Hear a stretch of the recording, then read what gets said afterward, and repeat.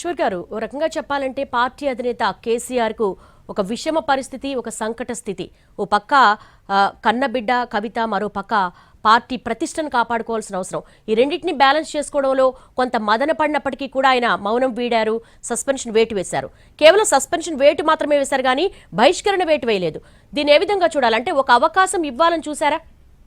అంటే ఏ రాజకీయ పార్టీలోనో మొదలు సస్పెండ్ చేస్తారు, తర్వాతనే బహిష్కరిస్తారు. అందులో డైరెక్ట్గా బహిష్కరిస్తే తనను నెట్టివేస్తారనే విమర్శ కూడా వస్తుంది కదా. ఇప్పుడు కవిత విక్టిమ్ కార్డే ప్రయోగించాలి. నన్ను గెంటేశారు, మా నాన్న మంచోడే, కానీ నన్ను బలవంతంగా మా నాన్న చుట్టూ ఉన్నటువంటి వాళ్ళు మా నాన్నను అసక్తులుగా చేసి నాపై దాడి చేశారు, నాపై అటాక్ చేశారు, ఇది కేసీఆర్ను వీకెండ్ చేస్తానికి జరుగుతున్న కుట్రే అని ఆమె బిల్డ్ చేసే అవకాశం ఉంటుంది.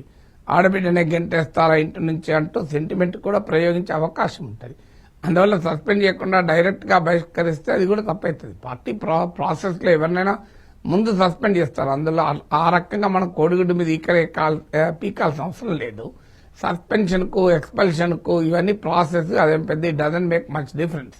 సో అందుకన్నా ముఖ్యమైనది ఏంటంటే ఆమె ఏమి కోరుకుంటున్నది అనేది క్లియర్గా అర్థమైన తర్వాత కూడా ఏం చేయాలి. ఇప్పుడు ఆమె పార్టీలో ఉండదలుచుకోలేదు అనేది స్పష్టమైపోయింది. ఆమె పార్టీలో తిరుగుబాటు చేయదలుచుకున్నదని కూడా స్పష్టమైంది. అప్పుడు ఏ పార్టీ అయినా ఏం చేయాలి?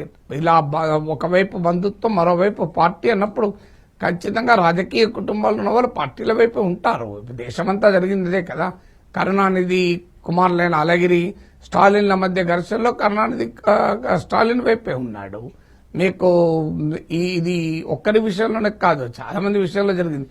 ఇప్పుడు జగన్మోహన్ రెడ్డి, షర్మిల మధ్య ఒక ఇర్రివర్సిబుల్ సిచ్యువేషన్ వచ్చినప్పుడు విజయమ్మ పార్టీ నాయకత్వంలో లేకపోయినా షర్మిల వైపే ఉన్నారు కదా. మీకు లాలూ ప్రసాద్ యాదవ్ కొడుకులు ఇద్దరు తేజ్ ప్రతాప్, తేజస్వి యాదవ్ల మధ్య ఘర్షణ వస్తే తేజస్వి యాదవ్ వైపే ఉన్నారు కదా. ఇలా దేశమంతటా అనేక కుటుంబాలు ఉన్నాయి, ఒక్క కుటుంబం కాదు కదా. రాజకీయ కుటుంబాల్లో రెండు పవర్ సెంటర్ సాధ్యం కాదు. రాజకీయ కుటుంబాలు నడిపే రాజకీయ పార్టీల్లో ఒకే ఒరలో రెండు కత్తులు ఇమిడవు.